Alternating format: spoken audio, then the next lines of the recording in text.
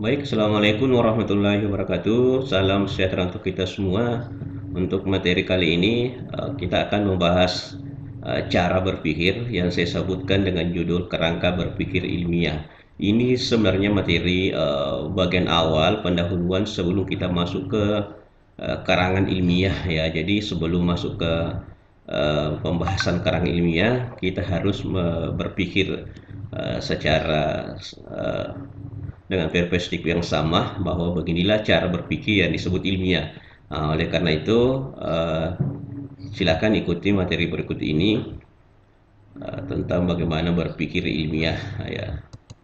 Nah, pertama kita lihat dulu pengertian karangan ilmiah. Kalau Anda mencari definisi pengertian karangan ilmiah, akan banyak bertebaran di internet, banyak juga di buku dengan berbagai penjelasan. Namun saya memilih satu dari sekian banyak pengertian itu tentang karangan ilmiah, yakni karangan ilmu pengetahuan yang menyajikan fakta umum yang ditulis atau dikerjakan sesuai dengan tata cara ilmiah. Nah, di dalam pengertian ini, definisi ini, ada tiga kata kunci yang menjadi prinsip dasar sesuatu disebut karangan ilmiah. Pertama, harus ada ilmu pengetahuan ya, ada pengetahuan di dalamnya. Jadi kayak namanya karangan ilmiah, harus ada pengetahuan yang dimuat. Nah, oleh karena itu, karangan-karangan ilmiah itu dipelajari di lembaga-lembaga pendidikan, lembaga-lembaga penelitian, ya, karena memang memuat tentang pengetahuan, ada ilmu setelah kita membacanya, setelah orang lain membacanya, orang mendapatkan pengetahuan dari bacaan tersebut. Yang kedua, yang harus dimuat dalam karangan ilmiah adalah fakta. Harus ada fakta di dalam karangan ilmiah. Apa itu fakta? Ya, sesuatu yang nyata, kebenaran, ya, atau kira-kira bahasa sederhananya yang paling keren ya kita gunakan kalau dalam penelitian ilmiah disebut data. Jadi fakta itu data ya. Namun antara fakta dan data bisa berbeda ya, karena tidak semuanya fakta bisa dijadikan data. Tapi data itu harus dari fakta. Nah, itu kira-kira perbedaannya. Oleh karena itu, kita ambil yang istilah umumnya fakta. Ya, sesuatu yang benar ya. Yang ketiga, yang membuat sesuatu disebut karangan ilmiah karena dikerjakan dengan tata cara ilmiah. Jadi ada tata caranya ya, tata cara ilmiah. Dalam penelitian, istilah ini biasa disebut metode atau metodologi. Hal yang berkaitan dengan metode atau tata cara ilmiah. Nah, inilah yang bisa membedakan antara karangan ilmiah dengan karangan lain, karena karangan ilmiah harus tunduk pada tata cara ilmiah. Selalu diawali dengan pendahuluan, latar belakang, ada rumusan masalah, tujuan manfaat, kemudian teori, metode pembahasan dan penutup. Tidak boleh langsung pembahasan tanpa ada teori yang mendasarinya. Ya, tidak bisa juga tidak ada pendahuluan tiba-tiba ditutup ya. Dan selalu bagian saran penutup itu simpulan di bagian akhir. Itulah tata caranya. Jadi ada kerangka konseptual yang terbangun secara sistematis di dalam karangan ilmiah. Nah, oleh karena itu ketiga hal ini yang menjadi kunci di dalam uh, sesuatu disebut karangan ilmiah. Jadi ada pengetahuan, ada fakta, dan ada tata cara. Baik, kita lanjutkan ke hal berikutnya. Sekarang kita bahas tentang fakta. Nah, jadi fakta itu banyak ya, banyak bentuknya, banyak jenisnya. Mungkin berdasarkan bidang ilmu bisa berbeda jenisnya, bentuknya. Bisa apa yang ada, apa yang dilihat, apa yang disaksikan, apa yang dirasakan, ya beda-beda. Mungkin kalau penelitian-penelitian semacam apa ya, psikologi misalnya ya mungkin dirasakan ya apa yang dirasakan ya, atau berkaitan dengan penelitian gizi ya mungkin ada rasa secara fisik dalam lidah ya mungkin dirasakan ya. Penelitian misalnya hukum ya mungkin apa yang disaksikan. Penelitian-penelitian sosial seperti pemerintahan atau ilmu-ilmu humaniora seperti bahasa sastra atau ekonomi apa yang ada, apa yang dilihat. Nah, seperti itu. Ya, mungkin juga di dalam ilmu kesehatan lainnya apa yang ada, apa yang dilihat. itu adalah fakta. Jadi fakta ini nantilah yang akan menjadi data dalam penelitian ilmiah. Nah, jadi banyak jenis fakta. Kemudian ada istilah penilaian. Nah, mengapa ada penilaian? Karena tadi ada fakta, ya, ada fakta yang kita cari, kita kumpulkan. Oleh karena itu, fakta itu tidak bisa sembarang diambil begitu saja.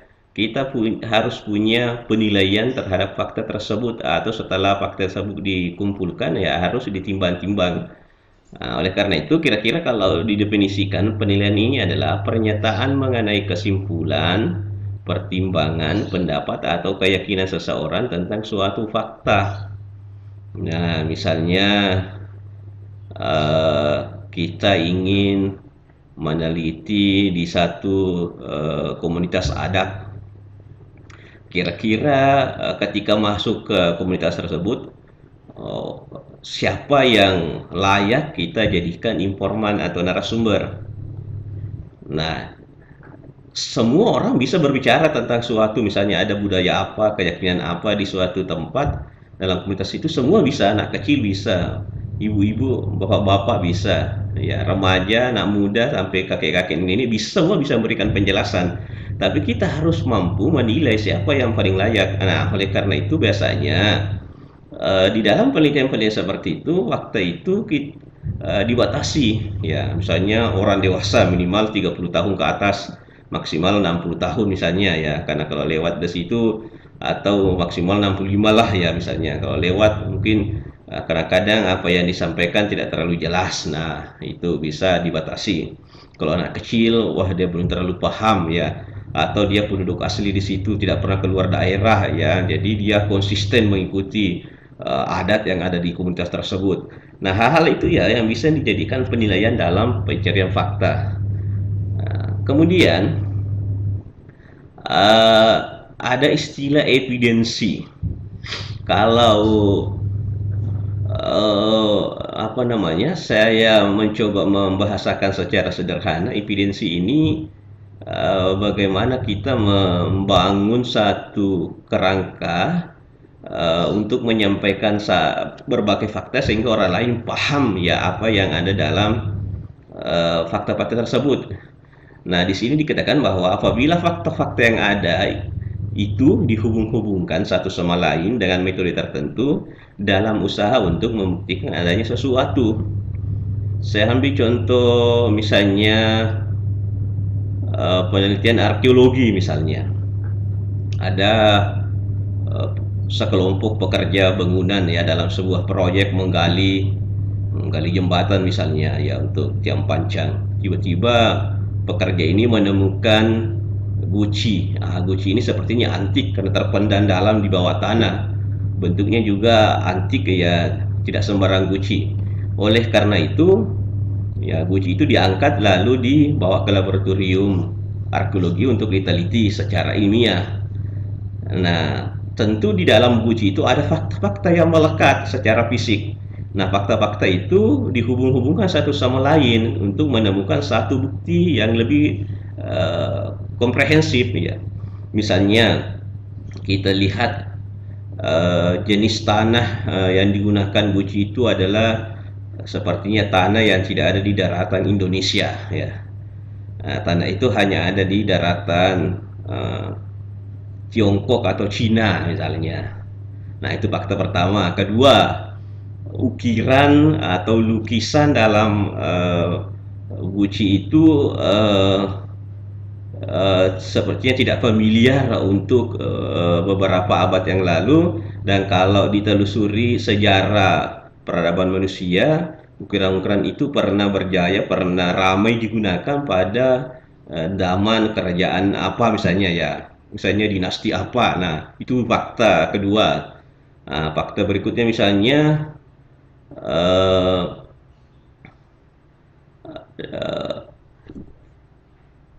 guci itu ditemukan dengan beberapa bahan-bahan yang berdekatan dengannya ya, misalnya ada koin ini, logam ini apa dan sebagainya, dan logam itu diyakini bahwa beredar di kepulauan Indonesia pada abad sekian. Nah, itu sudah tiga fakta. Nah, ketiga fakta itu bisanya dihubung-hubungkan, kita bisa menarik satu simpulan bahwa guci ini dibuat di Cina pada tahun sekian sekian ratus tahun yang lalu, dan ditemukan di Indonesia, beredar di Indonesia pada sekian tahun lalu misalnya ya. Nah, itulah evidensi, itu evidensi. Hal ini yang banyak digunakan dalam penelitian-penelitian. Sama ketika misalnya ada pembunuhan ya tanpa ada saksi, ya polisi kan mencoba mengumpulkan fakta-fakta, ada pisau misalnya, ada percikan darah, ada bukti SMS misalnya, atau ada bukti itu dihubung-hubungkan satu sama lain, dievidensikan namanya, baru bisa ditarik satu simpulan bahwa oh ini dibunuh secara sengaja oleh temannya misalnya. Nah itu seperti itu, itulah evidensi ya. Mungkin dalam penelitian lain juga ada kerangka seperti ini, ya, tapi secara di penelitian-penelitian sosial, itu yang mungkin saya bisa sampaikan ya. Nah, dalam teori-teori konspirasi ya kadang-kadang orang menyebutnya apa cocokologi atau apa ya, tapi kita harus melihat secara ilmiah. Dengan apa? Dengan fakta yang ada, dengan cara ilmiah juga. Nah, baik, selanjutnya tadi saya katakan ada fakta untuk dijadikan data. Nah, fakta itu tidak sembarang dibuat, dijadikan data atau dikumpulkan atau dicari. Untuk mendapatkan fakta ini menjadi data, di dalam penelitian ilmiah secara umum ada 3 tingkatan yang biasa dilakukan oleh peneliti. Tingkatan pertama adalah observasi, pengamatan. Inilah yang paling tinggi posisinya dalam penelitian ilmiah, pengamatan ya atau observasi. Apapun itu yang kita mau teliti, ketika kita langsung turun ke lapangan, menyaksikan sendiri, mengamati sendiri, itulah yang paling kuat ya.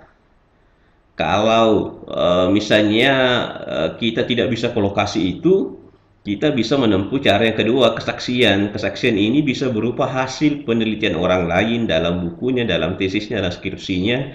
Kita baca, kita kumpulkan ya, atau kumpulan foto-foto, video dari orang lain, ya kita jadikan data, ya bisa juga sebagai bentuk kesaksian dari orang lain.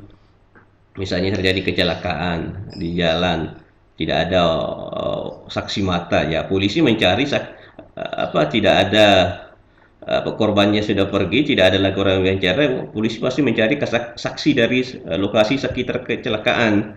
Nah, itulah kesaksian. Misalnya kita ingin meneliti tentang